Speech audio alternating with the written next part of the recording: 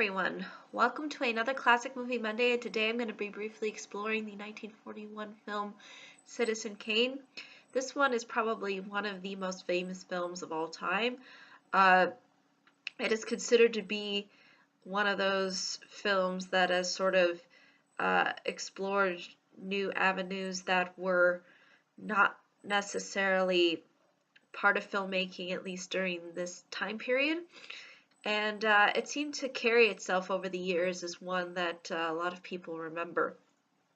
Uh, so without further ado, Citizen Kane involves none other than a man named Charles Kane, uh, who within the beginning of the film we actually see dying. And on his deathbed, he says the word rosebud.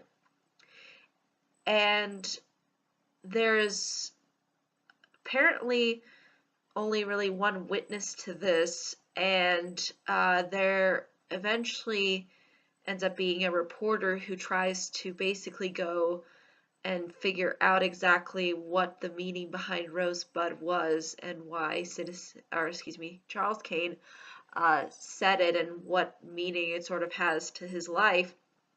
And as he's sort of trying to explore this, he discovers various bits and pieces of information in regards to how Charles kind of lived his life from early childhood to later on within old age.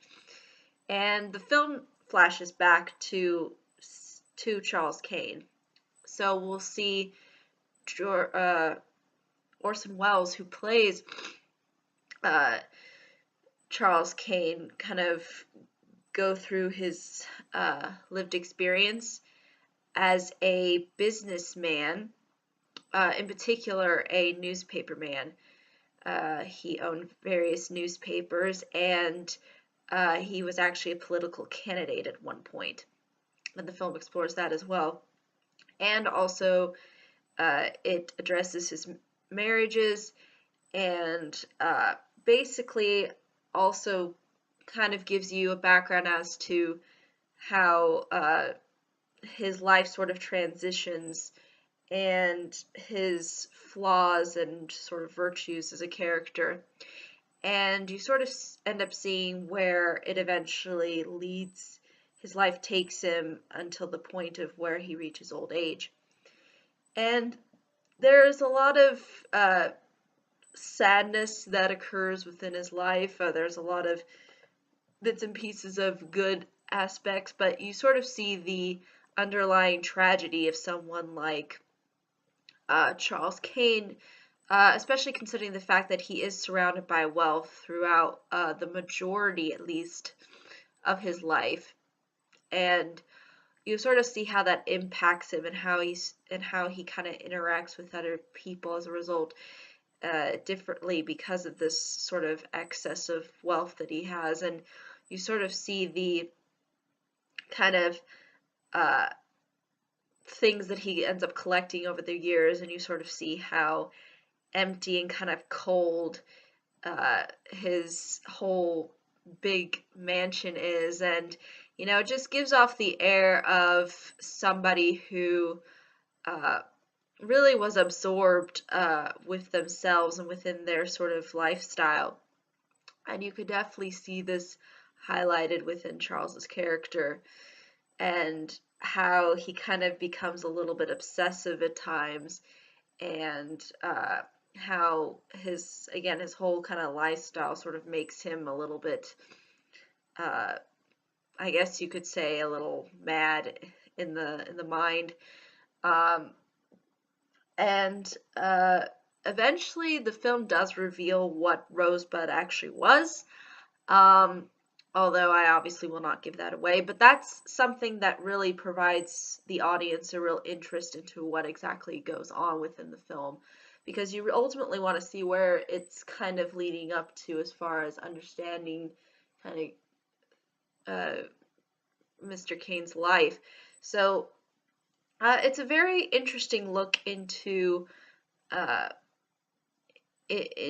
into a figure that's supposedly supposed to have been sort of larger than life, and it's good to see that there are these kinds of films that try to explore that avenue.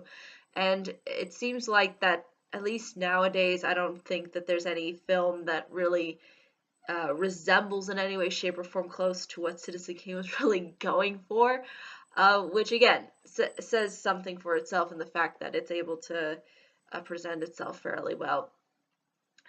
I will say though, obviously, since this is a little much older film, I believe in 1941 it was made, so if you're not a big fan of these kinds of black and white kinds of films, this is probably not going to win you over, I think, because it does seem to follow that standard approach, because it does sort of take its time to kind of reveal bits and pieces of information, and I can understand why people would feel like it's not as updated or as engaging as maybe some other films are nowadays, where it's a lot more visually driven and the dialogue has a little bit more of a, a sharpness to it that's again not as drawn out and as it's not really so much of storytelling dialogue, whereas here you do get the sense that they are trying to express a story here and do it a lot so with people explaining certain bits and aspects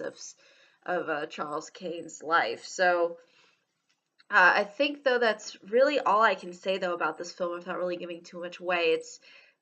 It's very interesting for the film that it is.